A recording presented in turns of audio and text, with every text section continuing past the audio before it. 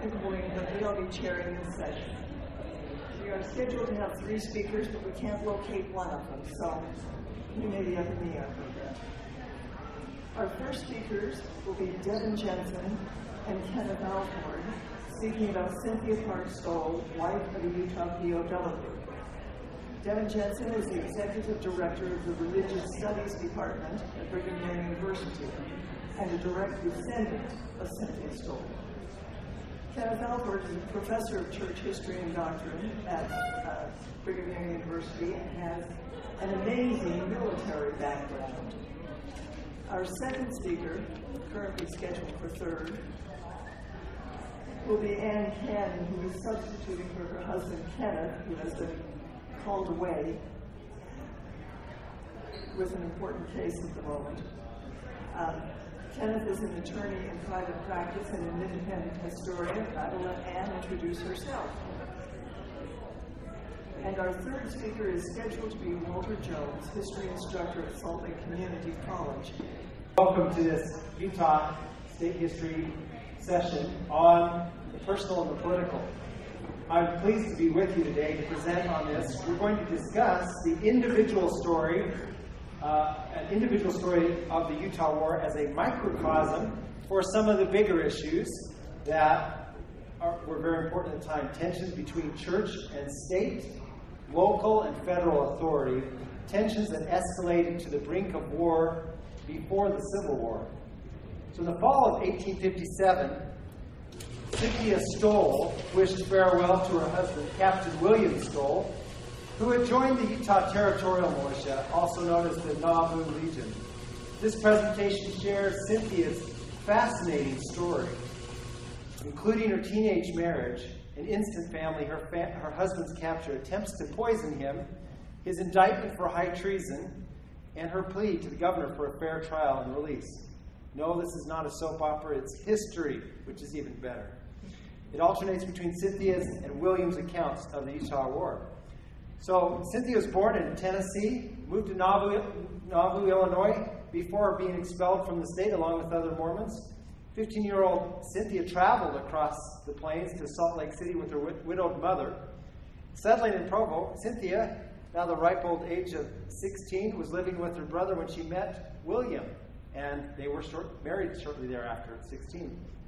They adopted an orphan, and 2 days after her 18th birthday, William came home with 5 more orphans. And so, at 18 years old, she had a big family. 2 days later, she gave birth to her first son, Brigham.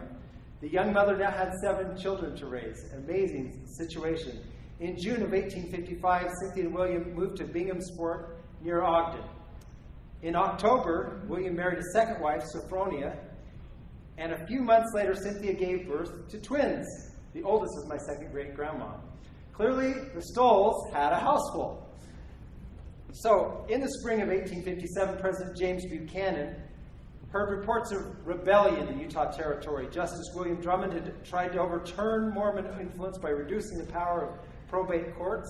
After clashing with local officials, he fled to California, then New Orleans, writing a scathing newspaper account of Mormon harassment, alleging that church leaders had destroyed federal court papers and had threatened to kill other officials. Drummond called for a non-Mormon replacement as governor with a sufficient military aid. In May, President Buchanan ordered U.S. troops to escort new territorial governor Alford coming into the territory. In July, the Army left Kansas, and Young heard reports of the apparently hostile forces. William Stowell became an adjutant in the Nauvoo Legion to help protect the territory. After the Army refused to disclose intentions, Governor Young declared martial law on the 15th of September, refusing admittance to the territory. And in October, the Nauvoo Legion began defensive preparations in Echo Canyon. Meanwhile, Major Lot Smith's scouts rode through what is now southwestern Wyoming with orders to stampede the animals, burn the grass, stage nightly surprises to keep the soldiers from sleeping, block the road with fallen trees, and destroy the fords. On the 3rd of October, Captain Stowell dreamed that he had been a prisoner of the U.S. troops and had escaped without material injury. He was riding homeward in his dream with another man through Echo Canyon. That week, Major Joseph Taylor and Captain Stowell were dispatched to watch approaching troops. They carried orders from Lieutenant General Daniel H. Wells to watch and report on the Army's approach, to annoy them in every possible way, to stampede their animals, and to set fire to their trains to keep them from sleeping. I was thinking about this in relation to teenagers, to a parent, but a little different. On the 16th of October, the small supply company observed campfire smoke and traveled toward it. Unfortunately, they were surrounded by federal troops. Catching up with my PowerPoint here. 3 men escaped. Unfortunately, they were surrounded by federal troops. 3 men escaped, but Stowell and Taylor were captured. Stowell had orders in a small pocket journal. He thought he should get rid of them, but later claimed, after dark, I took the book containing the orders out of my bosom, intending to drop it by the side of my horse. Just as I was about to drop the book, a quiet, distinct voice said, "Keep them, for they will do more good than harm." Very curious kind of experience. Well, Colonel Edmund Alexander asked Stowell why he was there. Stowell replied, "To repel a mob, sir." Asked why he thought the Army was a mob, he replied, "I've known the Latter-day Saints to be harassed by mobs from my first acquaintance with them." Stowell then overstated the Mormon strength in Echo Canyon as being 25 to 30,000 soldiers. And the same was true of Taylor as well. They came up with approximately the same number. That was a huge overstatement.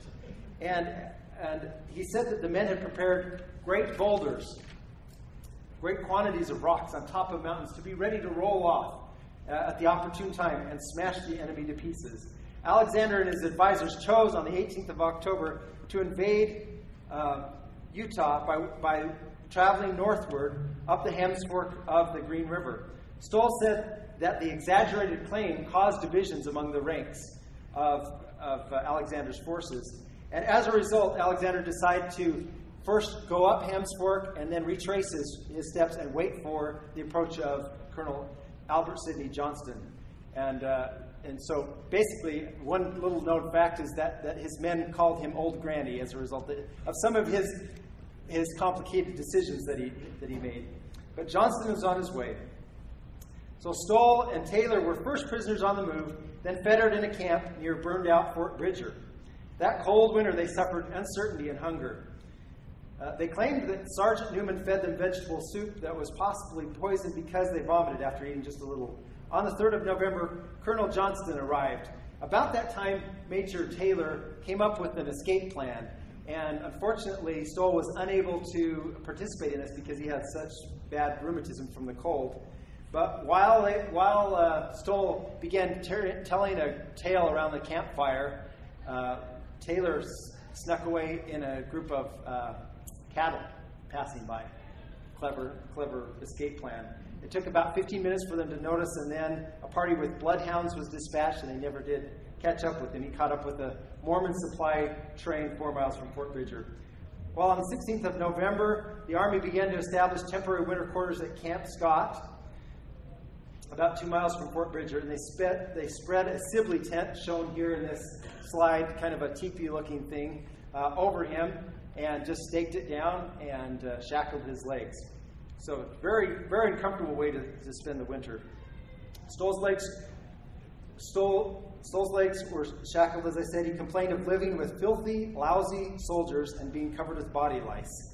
On the 26th of November, Brigham Young wrote to Colonel Johnston, informing him that if you imagine that keeping, mistreating, or killing Mr. Stowell will redound to your credit or advantage, future experience may add to the stock of your better judgment in this inimitable way.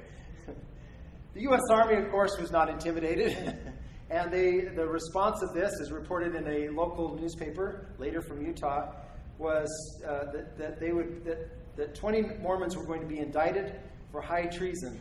On this list were the First Presidency, Brigham Young, Heber C. Kimball, Daniel H. Wells, John Taylor, Lot Smith, Porter Rockwell, William Hickman, Albert Carrington, Ephraim Hanks, and their main prisoner, William Stowell. So I'm going to turn the time over to Ken for the rest of the story. Okay, here's the rest of the story. So Stowell hires a lawyer for $200. That's a huge amount. In that day, 50 cents is what a laborer earned per day.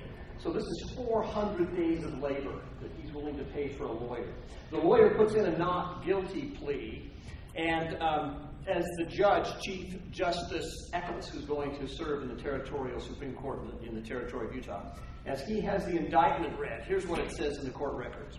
He listened to the reading of the indictment with composure and was evidently gratified and surprised to find his name listed in such noble company. It's probably the first time he's ever been in a list with the First Presidency and everybody else.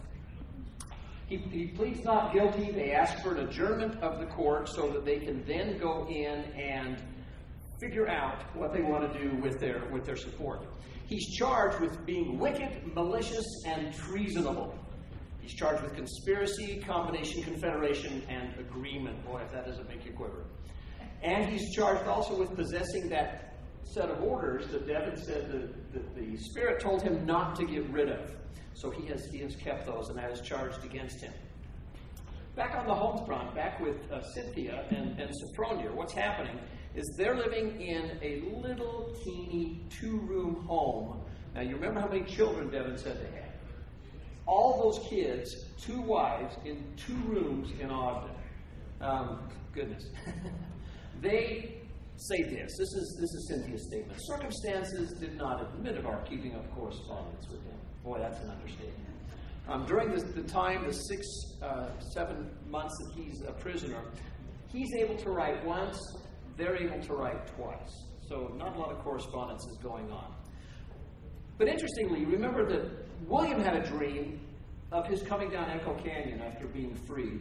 They have a dream also. Sophronia and Cynthia share that they've had a dream of his being home with him again and with the baby bouncing on his knee.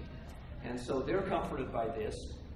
In the process of all of this, Orson Hyde is dispatched by Brigham Young to go visit them in Ogden. And so he meets with them, and he assures them that everything's going to work out okay. Now, they're still really nervous about all this. They're not hearing anything from William, but an apostle of the Lord has told them everything's going to work out, so they put their faith in that. There's another prisoner by the name of Corporal Nickerson who gets grabbed by the army. He's with Stowell, and they work it out so they bribe one of the guards, and they escape. They spend 4 days out of the wilderness, out at Fort Bridger, and it's so cold. It's one of the coldest winters on record, and it's so cold they decide it's better to return and give themselves up rather than freeze to death. So they return back, and they meet Judge Eccles in camp. And Judge Eccles says, well, gosh, I would have frozen to death rather than come back here and turn myself in. And Stowell says, well, I've got a family, and thanks, but we're not going to take your solution. So what happens is, this is our good friend Justice Eccles. He associates with the Wadsworth family in camp. There's a whole other story on them. That's for another day or when we publish this paper. But the bottom line is there's a daughter of the Wadsworths. And some accounts indicate that the judge and the daughter are more than casual acquaintances. Okay? She bakes a pie for William Stowell and gives him the pie. He starts to eat it, just decides he won't. Learns later that the pie had been poisoned. A few weeks later, he receives a second pie, and interesting for a teetotaling Mormon, he receives a bottle of liquor. And they're both from the judge. And so the father of the young lady comes to William Stowell and says, don't drink the liquor. It's got chloroform in it. So he doesn't drink it, but he sets it aside. And then he says, well, if the liquor's bad, the pie's probably bad. He tastes a tiny little bit, gets an upset stomach, but sets it aside. A soldier finds the pie, eats the pie, gets deathly sick, gets put in the infirmary, and almost dies. Okay, so it's the second time he's almost poisoned up there. About this time, it's March. We have 2 peace commissioners that have been sent by President James Buchanan, the only bachelor that ever served in the White House. He sends out Ben McCulloch, who, by the way, had been asked to become territorial governor of Utah and turned it down flat. And sends with him Lazarus Powell, who owes Buchanan a political favor because he's now a senator-elect, and Buchanan helped get him elected. So these 2 guys owe him a favor. They come out as his peace commissioners. They meet a 3rd peace commissioner coming from the west. This is our good buddy Thomas L. Kane. Thomas L. Kane has gone by way of Panama up to California and come in from the west into Utah. He's not an official peace commissioner. In fact, he asked Buchanan on Christmas Day of 1857 if he can't be an unofficial peace commissioner so that he can speak freely on behalf of both sides. So he kind of serves the interests of the saints. McCulloch and Powell kind of serve the interests of the government. They're bringing something very important with them that they receive in camp, and that's a 6 April 1858 pardon of all Mormons for any wrongs done or perceived to have been done. Well, that kind of puts Stowell in an interesting situation. What Stowell doesn't know, and what they don't know up in Wyoming at Fort Bridger, or what is now Wyoming, is that a special meeting is held on the 21st of March in 1858. Brigham Young calls it in the old adobe tabernacle, which is where the assembly hall sits today on Temple Square. And there he announces that the church is going to move south, that anybody north of Point of the Mountain is to move to the south. Ultimately, 30,000 saints or thereabout pick up and move to the south.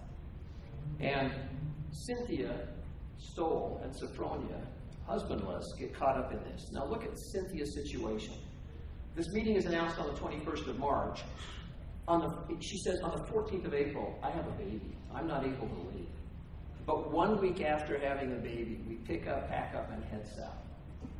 Here's an account from her diary. And she said, Sophronia just had to help me. We had so many kids. There's 14 of us. We've got no man helping us. We could take nothing more with us than necessary clothing, bedding, and food. The latter only enough to last until we hope to be able to give more. Now this complicates things because husbands up in jail, with shackles on up at Camp Scott up by Bridger, they're moving south. He won't know where they are. They're concerned. It's a tough situation. So she goes to Salt Lake after Governor Alford Cumming, an Atlantan, weighed about 300 pounds, had a son serve in the Confederacy. But she goes and meets with him as he arrives in Salt Lake. And this is from her journal. She says, he received me very kindly. He inquired about the family, and I gave him an account of the family, its numbers, the orphan children. He said it was a bad shape to be in. His sympathetic attitude cheered me. She's absolutely shocked by how kind this man is to her. And then watch what he does. He assured me he would do all he could for Mr. Stowell. At the end of the short interview, he gave me $10.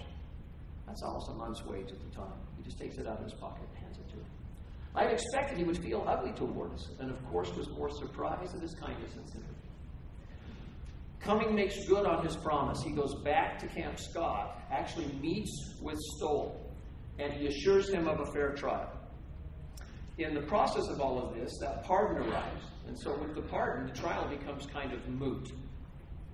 And Stowell is actually freed on the 1st of June because of the proclamation. So that the trial was delayed long enough. He's never actually tried for treason. Quite frankly, he probably would have been found guilty and shot. So it's lucky for William that it was delayed. But to give an indication of how mixed up things were at this time, Judge Eccles at 1 month tries to poison him, and in June, when he's released, he takes up a collection and raises $47.50 and hands him the cash as he's leaving camp with his apologies. So it's a strange war, okay? What happens then is Stowell rides down Echo Canyon, and he reaches a point in the canyon where he says, wait a minute, I have been here before. And he looks around and he says, this is exactly as it was in my dream. This is the portion I dreamed. This is exactly, I'm freed as I was in my dream. I'm heading home as I was in my dream. This is exactly it. He returns, finds where the family has gone. They have relocated to what's then called Pond Town. Today we call it Salem. It's down by Payson, just outside of Payson. And he connects up with the family on the 10th of June, sits down in the parlor and bounces one of the babies on his knee. Cynthia walks out and says, oh my goodness, I've seen this scene. This is exactly as what I dreamed of William being freed. Well, just to give you the quick end of the story here, the Army marches into the valley on the 26th of June. They head out to Camp Floyd. And after a joyful reunion and their return to Ogden, they lose several children through the polygamy wars. They flee south down to Colonia Juarez. William starts a grist mill down there. He lives and dies in Mexico in 1901. Cynthia comes back to Utah and dies just 6 years later in the little town of Cornish. But just a fascinating story of this. We don't have very many prisoners of war, thank heavens, from the Utah War, but William Stowell and his account and the poisonings and everything else, I think, makes up for it. Thank you very much. Hi, I'm Ann Cannon. I am Ken Cannon's stunt double. He really wanted to be here, and he may show up. So, but I will go ahead and get started here. And I think that what I need to do is give me just a minute, and I'll figure out the tech part of this. I was telling my sister-in-law. Okay. Oh, look at that. All right. Off we go then. Tensions between the LDS Church and much of the rest of the country were high from the 1850s through the 1880s over the church practices. After the church finally capitulated in late 1890 to the harsh federal legislation which attacked a central practice, polygamy, denied the right to vote to many Mormons, imprisoned many of its highest-ranking leaders, and eschewed a significant part of the church's property to the federal government, tensions began to ease. Controversies were reignited in the first decade of the 20th century, prominently fueled in large part by an elder son of prominent LDS church leader George Q. Cannon. Is that working? Oh my goodness, look at that. What a timely entrance. Where is he? Can he get in? Just climbing in. Oh, look at this. Okay, I'm only on the second paragraph. Wow. Right there. Something's playing my book right here. There's... Oh, just a second. Pretend you can't see this. Pay no attention to the man behind the curtain here. There we go. All right. Wizard. Is this what you just gave me? You're on the second paragraph here? All right. Sorry. I've been in court all day. It's a crazy day. Controversies were reignited in the first decade of the 20th century, prominently fueled in large part by the elder son of prominent LDS church leader George Q. Cannon. Frank J. Cannon had served as one of Utah's first U.S. senators and had been an important advisor to the LDS church and its leaders. Frank Cannon was a mercurial. Just click the mouse. Thank you. Left one. Aha! Oh, got it. Was a mercurial figure who was probably the greatest orator in the history of Utah, and he had writing skills to match. Frank was also a binge drinker who, when he was drinking, had a penchant for consorting with prostitutes. Frank was a man of extraordinary talent and charisma who felt things deeply, but was also very sensitive to attacks and slights. Frank Cannon was not reelected when his term ended in 1899 and was bitter and angry over that. He kept busy promoting business activities he hoped would make him a millionaire, mostly on the East Coast and in Europe, and did not spend much time stewing about his problems back in Utah. He returned to Utah in 1900 for the election season, hoping to be drafted into being returned to the Senate. He changed political parties for a second time in 1900, becoming a Democrat. When he learned he would be unsuccessful, he returned to his business interests in the East. Thomas Kearns was elected that year as a new Republican U.S. Senator with LDS church support. Cannon, usually interested in good relations with powerful people, sent Kearns a, quote, great bunch of American beauty roses, attached to which was the card of Mr. and Mrs. Frank Cannon, end quote. Frank, who did not come west again until he learned that his father was dying in Monterey, California, in April 1901. He reached Monterey just in time to bid farewell to his father, whom he adored, and to receive his father's blessing. George Buchanan's death had large repercussions for Frank because not only had he lost a beloved parent, his principal sponsor in LDS church leadership was gone. Other senior leaders, most prominently Joseph S. Smith, were far less forgiving of Frank's moral indiscretions than his father had been and held much less appreciation for his abilities. With the loss of his father and his brother Abram, who had died as a young apostle, church leaders stopped giving Frank important assignments. Things got worse for him 7 months later when Joseph S. Smith, who thought Frank's drinking infidelity and business practices were anathema to the Mormon church, became church president. Sometime In late 1901 or early 1902, about a year after he took office in the U.S. Senate, Thomas Kearns secretly acquired a majority interest in the Salt Lake Tribune. Indicative of his appreciation for the Mormon Church's help in his election, the Tribune became quite friendly with Mormon leaders. Frank Cannon returned to Utah in May 1902 when he learned that Reed Smoot was seeking election to the Senate. Frank did not like Smoot, believed that his candidacy was a gross violation of pledges Frank had made to the federal government on behalf of Utah and the church, and was particularly unhappy that Smoot was running for the office that Cannon wished he still had. Frank learned, there's Smoot's house, there's the Salt Lake Tribune building. Frank worked hard to ensure that Reed Smoot was not elected, principally by helping elect Democratic legislators. You'll recall that senators were elected by legislatures back then. He viewed this as a holy cause to protect the Mormon Church from itself. Cannon campaigned relentlessly. He and other popular Democrats barnstormed the state. He even persuaded William Jennings Bryan, the most popular Democratic politician in the country, to schedule a whirlwind tour of Utah in late October, just a week before the election. The Democrats lost badly in the elections of November 1902 in spite of Frank's best efforts, and Reed Smoot's election was assured. To ex-Senator Cannon, this was the worst possible result. He had not worked hard to end polygamy and the Mormon Church's domination, political domination, and for the church to recover its escheated property, just to have the church move back into political control since statehood, once statehood was achieved. One of the pledges that he had delivered was that the Mormon Church would stay very separate from the government, and to ex-Senator Cannon, the election of Reed Smoot clearly violated this promise. Suddenly, Frank Cannon had many reasons to declare war on the Mormon Church, its prophet Joseph F. Smith, and to Frank, its henchman Reed Smoot.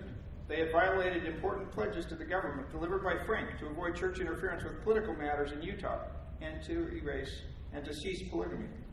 Perhaps most important, making war on what he viewed as lying, cheating church leaders gave him what he believed was a noble cause that he could pursue relentlessly.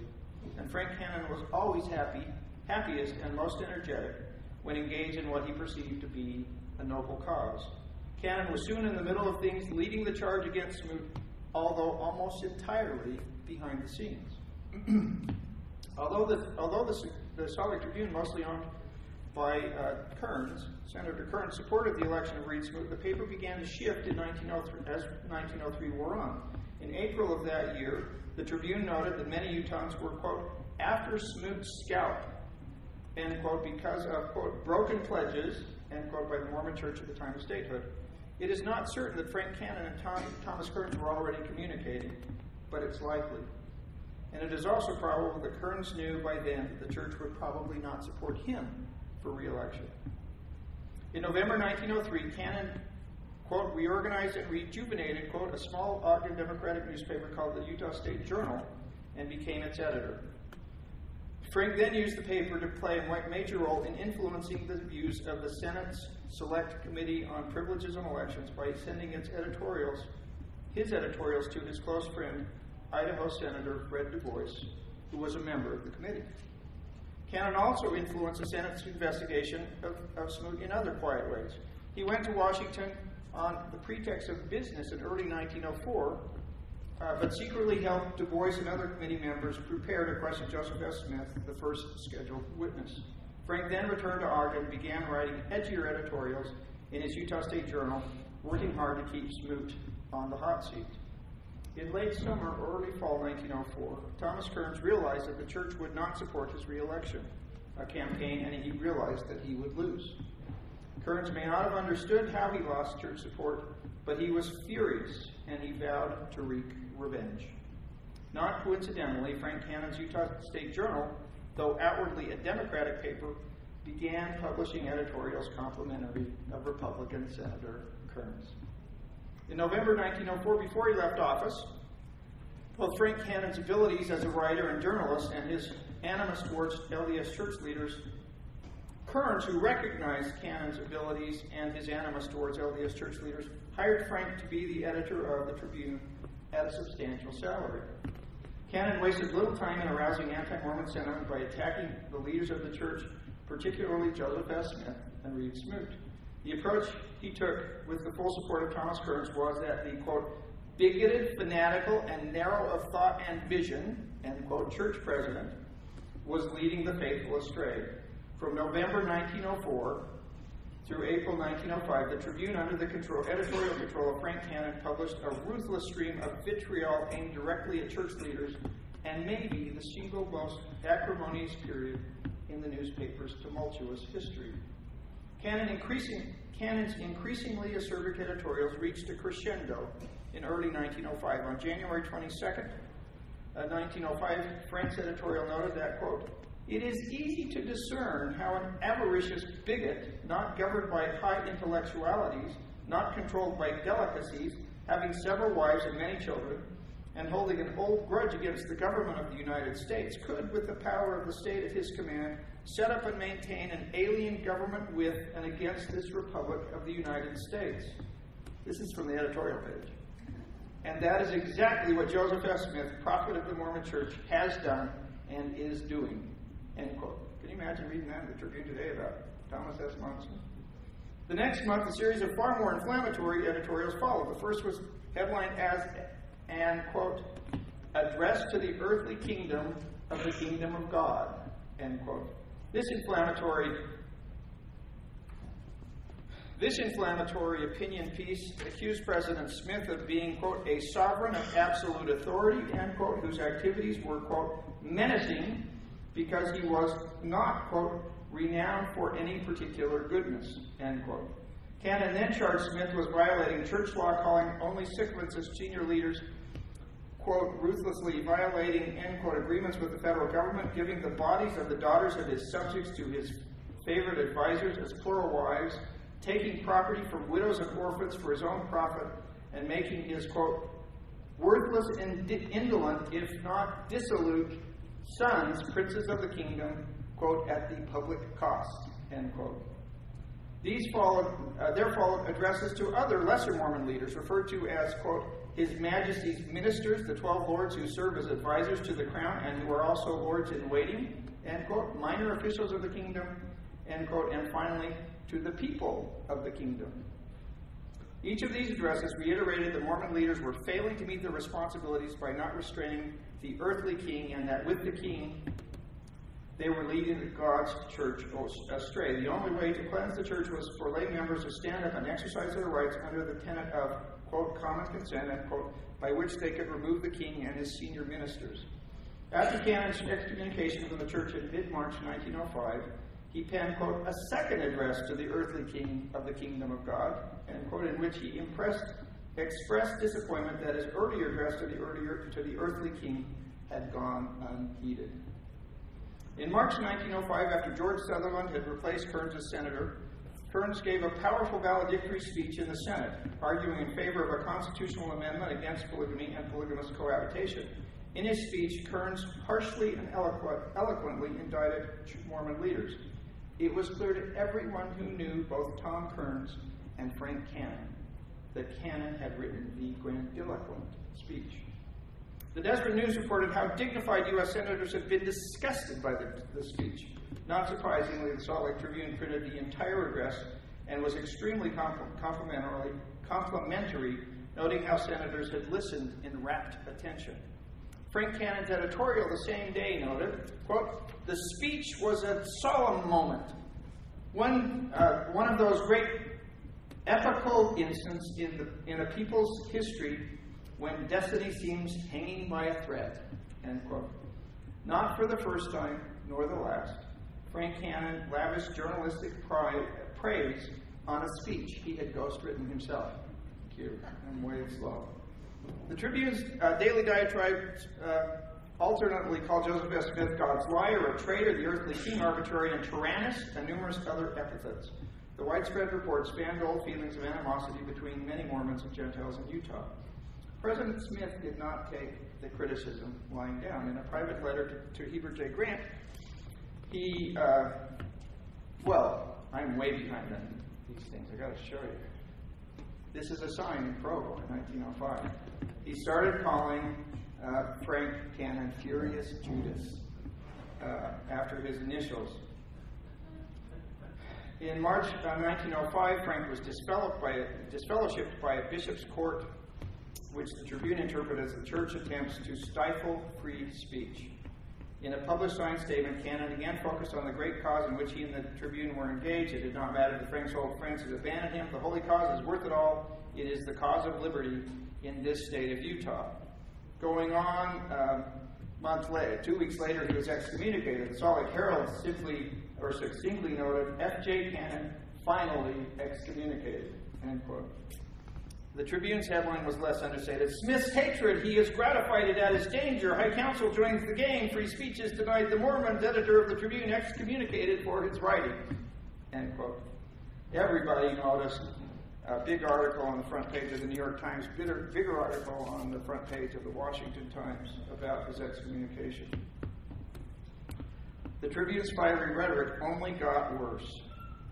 And during a conference, the Tribune of April 1905, the Tribune ran these three cartoons. The first one you see Joseph S. Smith's head on a turtle being picked up by a big American bald eagle. Second one, he drops it. Third one, he's picking up the scraps of Joseph S. Smith to feed the eaglets. Not exactly nice. People responded. A non-Mormon newspaperman in Salt Lake referred to, quote, the moral character of ex-Senator Cannon is probably worse than any other man in the state. He is a wrecker of homes, a despoiler of women. So it goes on. The Deseret News learned that there were major problems in the Tribune's office and editorialized about it. Cannon responded, the Tribune and Cannon responded saying, nope, Frank has worked so hard, has done so well, he was given a free vacation to Europe. He and his wife, Maddie, who's this lovely woman, who was actually remained an active Mormon and was on the General Board of the General Relief Society of the LDS Church, went to England to visit their missionary son, Frank Q. Cannon, and that's what they did. So I've got to read you a couple of lines. In anticipation of Frank and Maddie going to London, Joseph S. Smith wrote Heber J. Grant, the president of the LDS Church in Europe, a letter. This is what he said. He called Cannon a son of perdition, who had written editorials that were debased below all things previously known in newspaperdom. Smith stated that the, quote, I can't even say this word, malodorous concomitants of that sinkhole, referring to the Tribune, could no longer endure the further presence of that filthy cur, end quote, and the church president hoped they would fire Cannon over his intemperate writings. After, quote, the dirty scoundrel, end quote, had spent 2 drunken days in Salt Lake's red light district, the Tribune had shipped the mellifluous odors of the drunken debaucher and his unfortunate wife to Europe, quote, where they hoped he might find his eternal quietus in some dark slum befitting his degenerate and depraved condition. That, that rhetoric, it was private, but was pretty good on the other side, too. President Smith was most concerned that Frank and his wife, Maddie, were visiting their missionary son and what effect that could have on young elder Cannon. What Smith did not understand, however, that Frank was very much on task. As he went back to Washington on his way to London, he met with Senator Du Bois, and the chairman of the National League of Women's Organization, Mrs. Frederick Schaff, who claimed 1.5 million members, to outline their plan to start a national campaign against the evil empire and practices of Mormonism. And he did. And he started lecturing on the East Coast. And Mrs. Schaff, there's Maddie, there's Mrs. Schaff and Senator Du Bois. They got there and he began lecturing, much as he did in the decade later. There were rumors that the church had ordered a hit, that he was going to be assassinated, and so he was accompanied by bodyguards wherever he went. He helped start the American Party in 1905. He was kind of the intellectual head of that, which was a non-Mormon, an anti-Mormon. Ultimately, the U.S. Senate seated Reed Smoot, which came as just a horrible effect on Frank. His wife, whom he genuinely loved, died. He was so upset he refused to be the executor of her estate and moved to Denver. While he was there, he hooked up with Senator Patterson, who was a prominent U.S. senator that he knew well, who was the owner of the Rocky Mountain News, and he soon became the managing editor of the Rocky Mountain News. From there, he went on, he wrote a famous book called Under the Prophet in Utah, The National Menace of a Political Priestcraft. It's pretty good. Furious Judas and Under the Prophet. And I'm almost done. Frank Cannon exercised an enormous influence over Utah's first 20th century decade, recreating and fanning religious disputes and controversies that many hoped had ended. He viewed the retention of Reed Smoot in the Senate as a personal defeat, and he retreated from the public scene for a few years, but emerged again to continue his campaign against Mormonism, making Joseph S. Smith miserable whenever he thought of Furious Judas. Can I ask Ken a question? Sure. Can you tell us about Which the Ken? relationship- Yeah, sorry. No, I'm sorry. Oh, I'm sorry. Which Ken? There's two Kens. Sorry. I'm sorry, I wasn't here to see your introduction. Ken Cannon. Could you tell us about the relationship between Maddie and Furious Judas after he begins, proselytizing against the Mormon Church? You know, when Maddie died, they lived in Ogden. She was from a prominent Ogden family, the Brown family, and there was the Women's Charitable Organization in Ogden. It was called the Women's Charitable Organization. When she died, they renamed it the Martha Organization. She was universally loved by everybody. Salt Lake Tribune, Deseret News, Salt Lake Herald, Ogden Standard. She had the patience of Job, and by all accounts, she loved her husband, in spite of all his philandering and stupidity. And he was enormously charismatic, Bill Clinton-esque kind of person. And so after she died, he married her younger sister May, who got to see all this stuff going on with her older sister. They were married in the Colorado Capitol building by the Chief Justice of the Colorado Supreme Court. So why she loved him, who knows? But they apparently loved each other in spite of everything.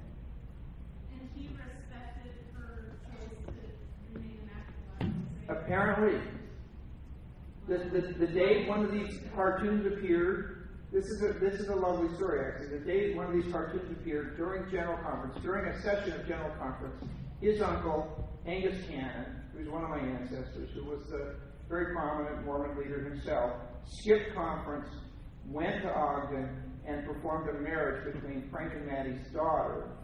And the man, my grandfather, who was a straight-up Mormon who ever lived, loved his cousin Frank. And they just laughed and laughed. My dad met him a number of times. They just laughed and had a good time. He was just an extraordinarily gifted, charismatic person. So go figure.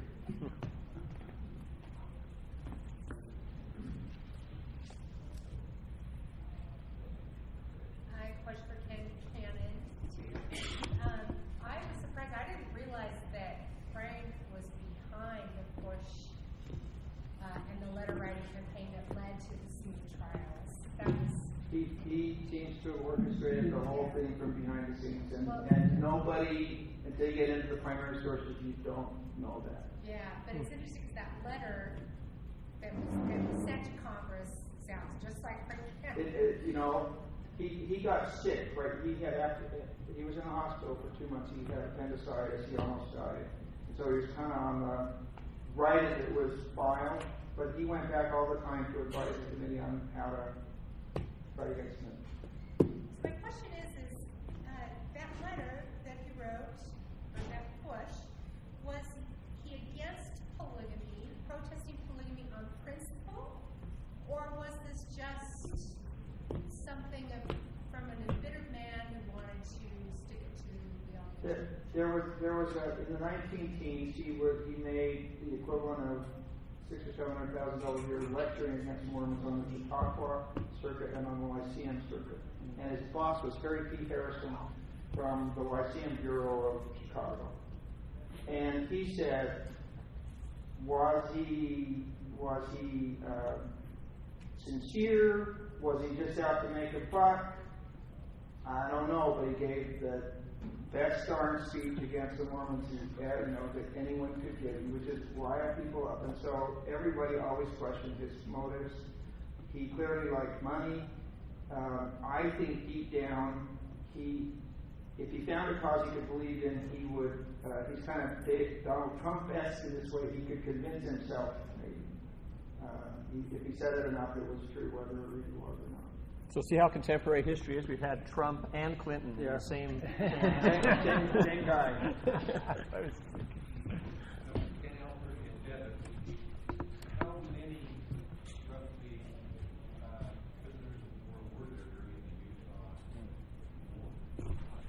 Handful. Yeah. We don't know the exact number, but it looks like it's like 6 or less. It's a really, really small number. There were more that were grabbed and not kept. They were kind of traded on the spot. But it's really rare. And for somebody like William Stowell, he's the only guy that happens to in the whole war. Where it goes that long. Where it goes that long. Yep. And then just to follow these poisons. Go ahead. Did he say anything about that? Did who say anything?